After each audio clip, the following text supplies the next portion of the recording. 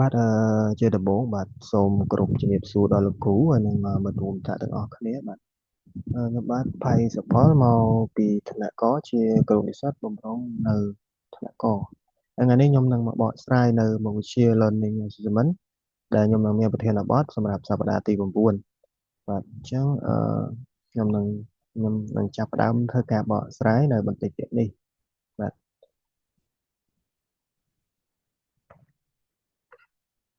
បាទអញ្ចឹងចូលការបកស្រាយរបស់យើងបាទការបកស្រាយរបស់ខ្ញុំបាទនៅប្រធានបទការវិតម្លៃការអនុវត្តការវិតម្លៃជាក់លាក់និងនីតិបទបាទជាប្រធានបទសម្រាប់សប្តាហ៍ទី9អញ្ចឹងនៅក្នុងប្រធានបទហ្នឹងគឺខ្ញុំមានមាតិកាសម្រាប់ប្រធានបទហ្នឹងហើយមាតិកាហ្នឹងគឺខ្ញុំមាន8ចំណុចបាទចំណុចទី1គឺមាននិយមន័យសំខាន់លក្ខណៈពិសេសនៃការវិតម្លៃជាក់លាក់ចំណុចខ្លាំងនិងចំណុចខ្សោយដំណើរការនៃការវិតម្លៃអនុវត្តការអនុវត្តឧបករណ៍សម្រាប់ការដាក់ពិន្ទុប្រភេទនៃការនីតិបទ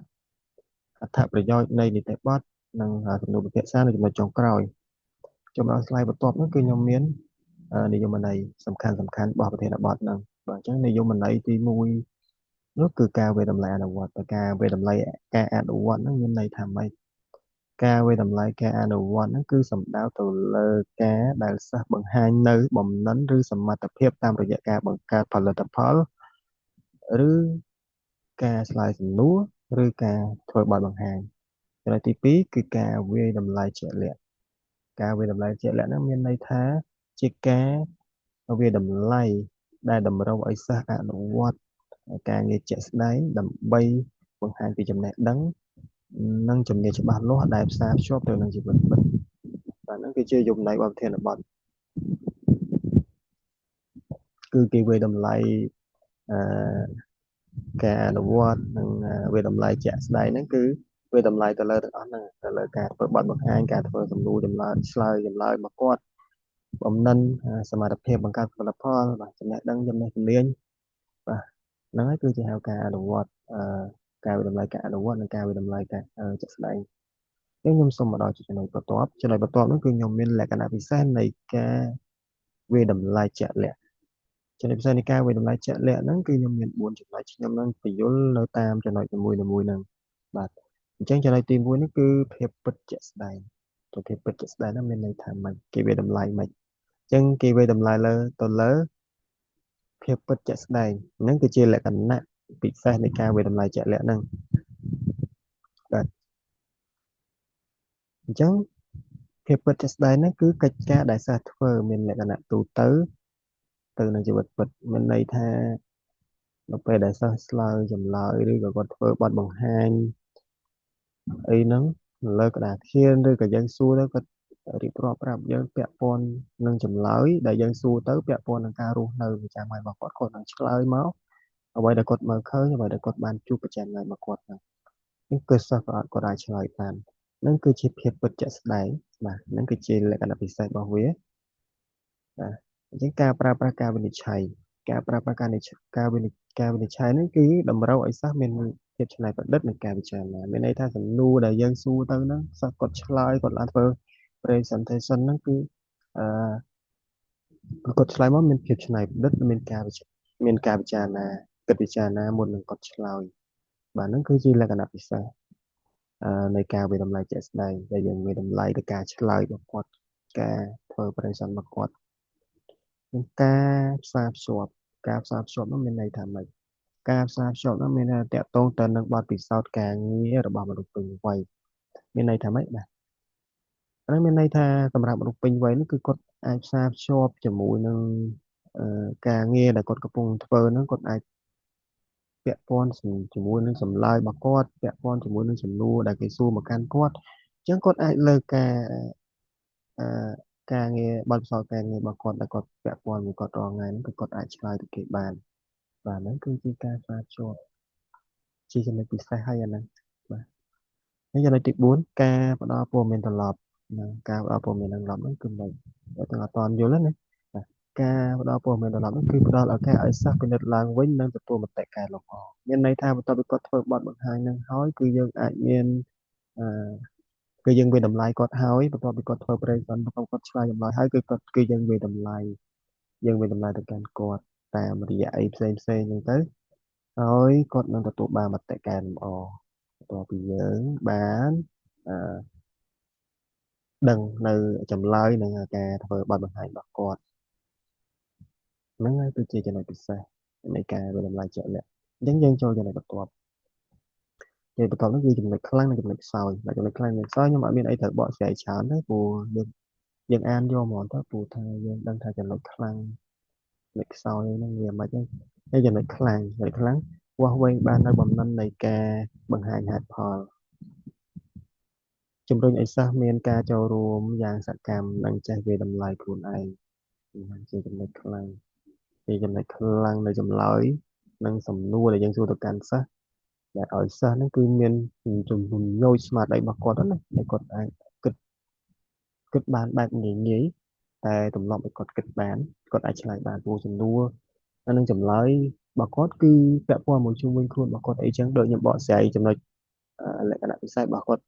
លក្ខណៈពិសេសរបស់ប្រធានបទលក្ខណៈពិសេសរបស់ការវាតម្លៃជាក់លាក់នឹងគឺខាងលើមិញហ្នឹងអញ្ចឹងបាទចំណុចបន្ទាប់ហ្នឹងគឺសង្កត់ធ្ងន់លើការអនុវត្តចំណេះដឹងនៅក្នុងស្ថានភាពជាក់ស្ដែងបាទដូចខ្ញុំនិយាយមិញហ្នឹងអញ្ចឹងគឺអ្វីដែលគាត់ឆ្លើយអ្វីដែលគឺយើងសួរគឺពាក់ព័ន្ធជាមួយនឹងស្ថានភាពជាក់ស្ដែងចំណុចខ្សោយនិងដែនកំណត់មានន័យថាម៉េចមានន័យថាពិបាកក្នុងការបង្កើតភាពជឿជាក់និងអាចមានលក្ខណៈលំអៀងទៅពីសំណាក់គ្រូមានន័យថាបន្ទាប់ពីគ្រូគាត់ស្ដាប់ការបកស្រាយចម្លើយរបស់សិស្សហើយហ្នឹងគឺអឺគាត់អាចលំអៀងខ្លះអីចឹងទៅយើងសាកជាខ្លួនឯងទៅបើគេឆ្លើយមកយើងគិតថាត្រូវអាហ្នឹងយើងលំអៀងតែខាងត្រូវហើយគេគាត់ឆ្លើយមកថាមើលទៅវាមិនសមជាទង្វើដែលមិនសមក៏យើងមានលំអៀងខ្លះព្រោះអីគាត់ឆ្លើយតាមការរស់នៅផ្សារភ្ជាប់របស់គាត់ប្រចាំថ្ងៃវាមានល្អវាមានមិនល្អវាមានត្រូវកែតម្រូវនិងមិនត្រូវកែតម្រូវអញ្ចឹងយើងអាចជាលំអៀងខ្លះបាទត្រូវមានពេលវេលាច្រើនក្នុងការរៀបចំនិងដាក់ពិន្ទុបាទយើងត្រូវការចង់ហើយយើងឲ្យពិន្ទុគាត់មកវាពិបាកសម្រាប់យើងដែរខ្ញុំសូមចូលដល់ slide បន្ទាប់បាទ slide បន្ទាប់ចំណុចទី4បាទចំណុចទី4ហ្នឹងគឺការដំណើរការនៃការវាយតម្លៃការអនុវត្តអញ្ចឹងគឺខ្ញុំមាន3ចំណុចដំណើរការហ្នឹងដំណើរការទី1ហ្នឹងគឺកំណត់គោលដៅមានន័យថាកំណត់គោលដៅថាអ្នកចង់វាតម្លៃលើអ្វីផ្អែកលើស្តង់ដាដោយផ្អែកលើស្តង់ដាអឺនិងគោលបំណងមេរៀនចំណុចទី2បង្កើតសកម្មភាពរៀបចំកិច្ចការដែលអនុវត្តឲ្យសិស្សបង្ហាញចំណេះដឹងនិងបំណិន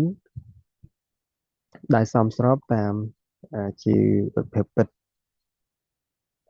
ទី3បង្កើតភាពលក្ខណៈវិនិច្ឆ័យបង្កើតលក្ខខណ្ឌច្បាស់លាស់ដើម្បីវាយតម្លៃភាពជោគជ័យរបស់សិស្សបាទចឹងអាហ្នឹងគឺជាដំណើរការ3ហ្នឹងយើងដើរតាមដំណើរការហ្នឹងទៅបាទពេលដែលយើងអនុវត្តយើងកុំភ្លេចបើកមើលអាហ្នឹងបាទចឹងសូមចូល slide បន្ទាប់ slide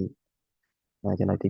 5 slide ទី5ហ្នឹងគឺឧបករណ៍សម្រាប់ដាក់ពិន្ទុបាទឧបករណ៍ដាក់ពិន្ទុហ្នឹងគឺជាអ្វីយើងឃើញចំណងជើងយើងបាច់ទៅឆ្ងល់ទៅណាយើងអត់ទាន់មានចំណោះបកស្រាយអញ្ចឹងខ្ញុំនឹងបកស្រាយចំណុចហ្នឹងបាទមានឧបករណ៍សំខាន់ចំនួន3ដែលគ្រូអាចប្រើប្រាស់បានទី1ហ្នឹងគឺតារាងត្រួតពិនិត្យមានន័យថា check list ដែលយើងធ្លាប់ឮពីថា check list ហ្នឹងបាទគឺយើងត្រូវបង្កើត check list មួយឲ្យបានមានស្តង់ដារមកហើយប្រើសម្រាប់ឆែកមើលថាតើមានលក្ខណៈវិនិច្ឆ័យនីមួយៗត្រូវបានបំពេញដែរឬទេដោយឆ្លើយថាបាទចាស់ឬទេអីចឹងទៅយើងមាន